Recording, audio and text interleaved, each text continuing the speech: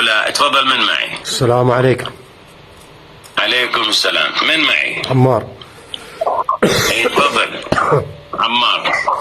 عمار، لماذا برأيك لماذا الراشد الثاني يمنع الصحابة أن يحدثوا بما سمعوا من النبي، والنبي صلى الله عليه وآله يقول: نظر الله عبدا سمع مقالتي فوعاها ثم أداها إلى من لم يسمعها. ممكن أسمع جواب؟ يعني قصدك الخليفة الثاني كتم العلم علم الرسول صلى الله عليه وآله وسلم؟ يا رجل، ده أقول لك كان يمنع الصحابة أن يحدثوا بما سمعوا من رسول الله. يلا. حكمه شنو؟ ما أدري، أنا دا أسألك. حكم المهدي اللي كتم آثاره: لا يأمر بالمعروف لا ينهى عن المنكر. الآن أين أمر بالمعروف أين نهي عن المنكر؟ ملازمة للقرآن. شوف الهروب الآن. لا، مو هروب. اسمعني الآن. الآن سنة وشيعة احنا متفقين.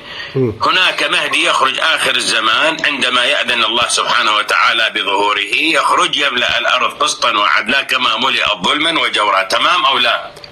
نعم، لكن احنا نسأل عن آثار المهدي محمد بن الحسن العسكري. أنا دا أسألك الآن بس جاوبني. احنا متفقين على هذا سنة وشيعة؟ أكو مهدي يظهر يملأ الأرض قسطا وعدلا أو لا؟ نعم. جاوب. نعم متفقين، ولكن احنا نسأل عن آثار محمد بن الحسن العسكري. جميل. راح أنطيك الآن أثر من الآثار أقسم به ظهرك. تفضل. من السنة ومن الشيعة. تفضل.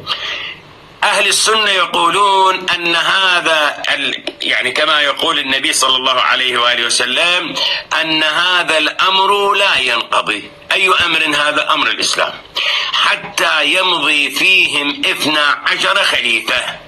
من هو الخليفة 12؟ الإمام المهدي.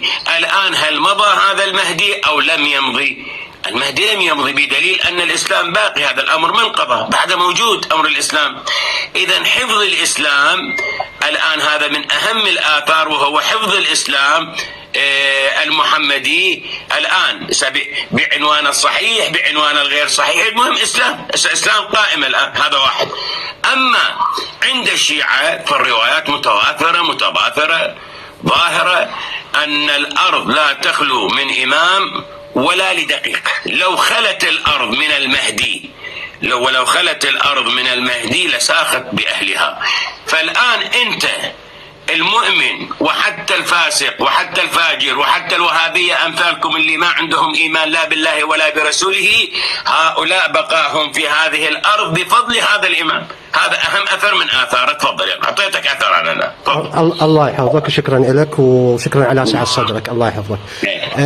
أولا قلت إنه بقاء هذا الأمر، فنريد ملازمته للقرآن، أمره بالمعروف. يا رجل اسمعني. حتى نعرف أنه هو فعلا محافظ على الإسلام. نقطة. فعلا محافظ على الإسلام، مو العلماء مو غيره. اسمعني يا وهابي. غير خلينا نكمل جوابي. يا وهابي اسمعني. يا وهابي تسمعني. نقطة ناقش. لا تريد الآن أستاذ عمار قل لي الآن هذا الأثر ثابت عند السنة والشيعة أو لا؟ اي موجود، لكن احنا نسأل عن آثاره، عن علومه، عن حجيته. أين آثاره؟ أين علومه؟ أنا اديتك أهم الآثار. هو الآمر بالمعروف والنهي عن المنكر. يعني هو موجود. يا رجل اسمعني. أنا انطيتك أثر الإسلام باقي بفضل المهدي، والأرض باقية لم تسخ بأهلها بفضل المهدي. هذا الأثر عند السنة وعند الشيعة. أنت مو تريد أثر؟ هذا أثر أنا انطيتك. هذا أثر أو مو أثر؟ تفضل جاوبني. يلا جاوبك ونطيني المجال للجواب. جاوبني، هذا أثر أو لا؟ أنت تقول باقي الإسلام بفضل الإمام المهدي. يا رجل أين أمر بالمعروف؟ كيف حافظ على الإسلام؟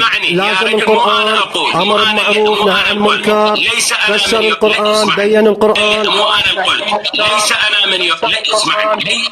اسمعني والله ما أخليك. شوف ما أخليك والله. إذا كانت الأرض لا تخلو من حجة، فأين حجة المهدي؟ أين أمر بالمعروف؟ أين نهي عن المنكر؟ يا رجل جاوبني. كيف حفظ الإسلام؟ بماذا حفظ الإسلام؟ أين أمر بالمعروف؟ أين نهي عن المنكر؟ أين ملازمة للقرآن؟